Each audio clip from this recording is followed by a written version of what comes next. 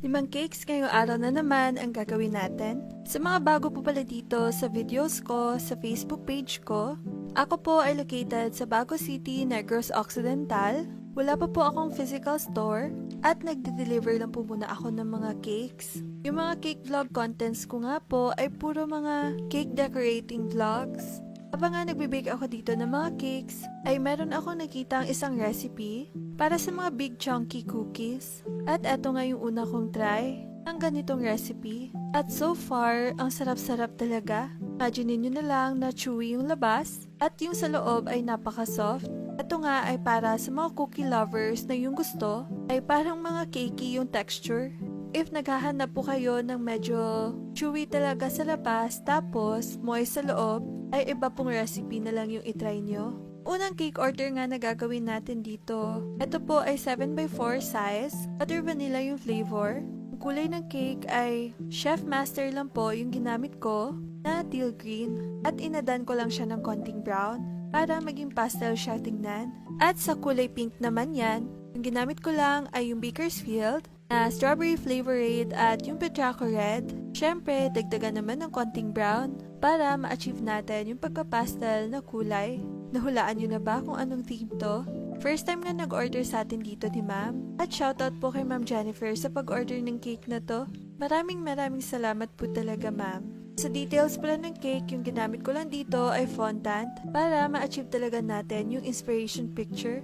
Inaikot-ikot natin yung cake para makita nyo yung design. O diba, ang ganda? Ano sa tingin nyo? Maganda ba? At ang simple lang ng cake na to. Parang 2-dimensional talaga yung motif niya. Moving on sa ating second cake, yung flavor ng cake na to ay butter vanilla. Yung size ay 7x4. At yung nag-order sa atin ito ay yung customer natin from Ubay. At first time nga umorder sa atin si ma'am. Gusto lang ni ma'am dito ay parang bucket style lang siya. Tapos, lagyan na daw natin ng mga printed beer topper sa itaas. Yung sinend niya nga sa atin na design na inspiration picture ay yung ginawa natin na fondant cake na yung parang beer barrel siya. Syempre, achieve naman to gamit yung soft icing. Sabi ko talaga sa inyo, basta stable yung soft icing ninyo, maa-achieve nyo talaga lahat ng design. Na syempre, yung design lang na kaya lang talaga ng soft icing. May limitation lang talaga kasi yon. At sa pattern pala dito ng cake, gumamit lang ako dito ng tinidor at scrape ko lang. At nagpipe lang ako dyan ng parang mga metal na nakapalibot sa ating beer barrel. Nilagyan ko din to ng mga printed toppers. Yung gamit ko lang pala sa printed toppers na yan ay photo paper. At ginawa ko din pala to ng customized topper. At eto na pala yung cake natin, tapos na. Pinaikot-ikot natin yung cake para makita nyo yung design. At napakalinis talaga tingnan ng cake na to. At natapos ko lang talaga yung cake na to in the span of 30 minutes.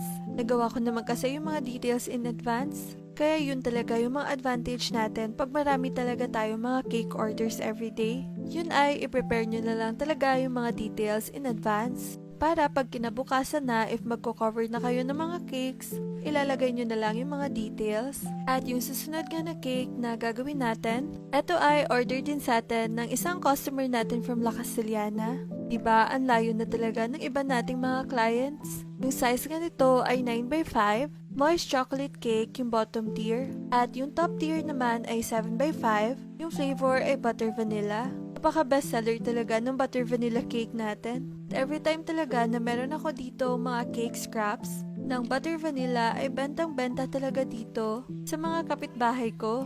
Mga kapitbahay ko nga dito ay mga tito at saka mga tita ko. Ito talaga yung number 1 priority nila if mahanap sila ng mga cake scraps. Ang sarap daw kasi ipare sa kape at ang sarap daw merienda. Para pala sa kulay ng cake na to, yung ginamit ko lang po ay yung konting brown at konting yellow lang para ma-achieve natin yung pagkaganito na cream. Parang hindi nga siya parang cream na cream talaga. Parang nag-aagaw siya sa off-white at sa cream. At tuwing nag-a-assemble talaga ako dito ng mga 2-tier cakes, meron talagang nagko-comment sa comment section na if meron akong nilalagay na cake board sa kada tiers. At yes po, meron talaga akong nilalagay dyan. Mahirap din kasi pag hindi tayo naglagay dyan ng cake board. Wala masyadong support yan.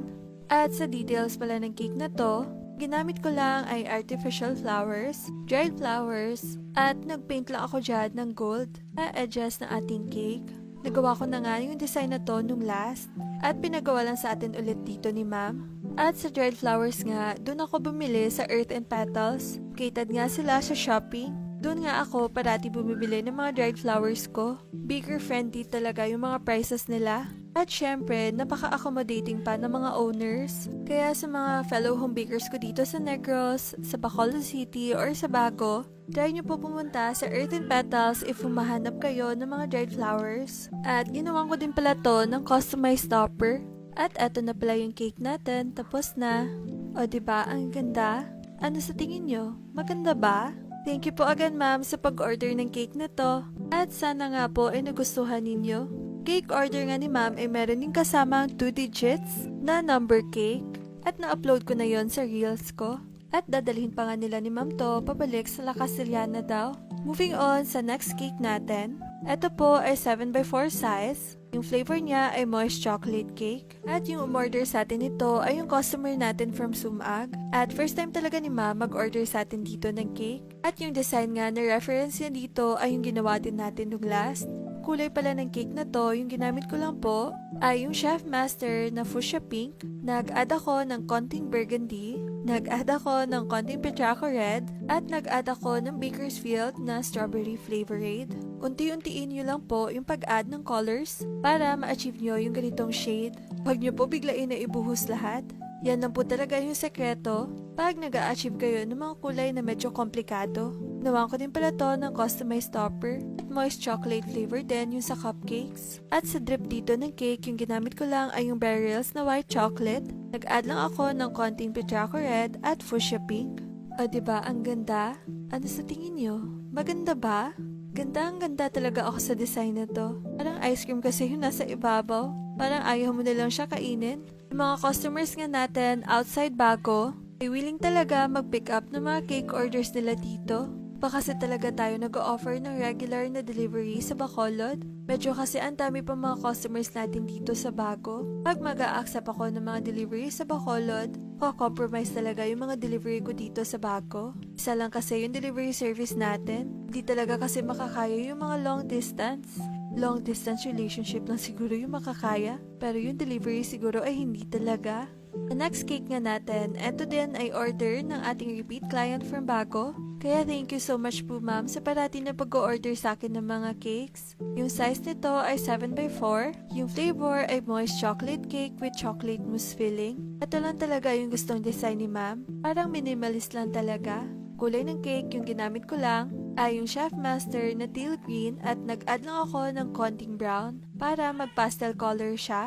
Pinaikot-ikot natin yung cake para makita niyo yung design. O diba ang ganda? Ano sa tingin nyo? Maganda ba? Diba yung video natin ngayon ay sari-sari talaga mga designs yung makikita nyo? At ngayon nga ay ang dami na namang mga pendings na mga videos dito sa phone ko. Hindi ko naman kasi ma-upload lahat to.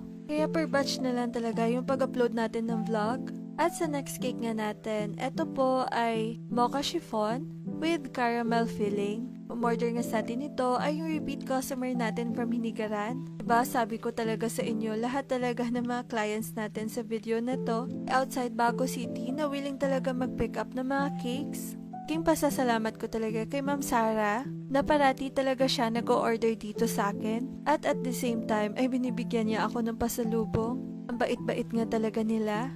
Yung design nga ng cake niya ay parang meron lang pattern yung body ng cake at meron lang siya mga printed toppers. Nakita niyo ba yung post ko ng last na may nagbigay sa akin ng isang malaking pizza na client? Ito yon si Ma'am Sarah. Kaya siguro inuulan sila ng mga blessings kasi nagsishare din sila sa iba. Kaya yun talaga yung mga clients na dapat natin i-treasure. Yung nagva-value din sa ating mga efforts at time. At the same time, tinatanaw talaga tayo na tao. Hindi yung parang binayaran yung pagkatao natin. At eto na pala yung cake natin, tapos na. O diba ang ganda? Ano sa tingin nyo? Maganda ba? Pagka-receive ko nga ng pizza ay dali-dali talaga akong pumunta dito kay lola ko. Nasa tapat lang kasi namin yung bahay niya. Kaya super happy talaga kami dito. Kasi meron kaming merienda. So yun lang po. Bye!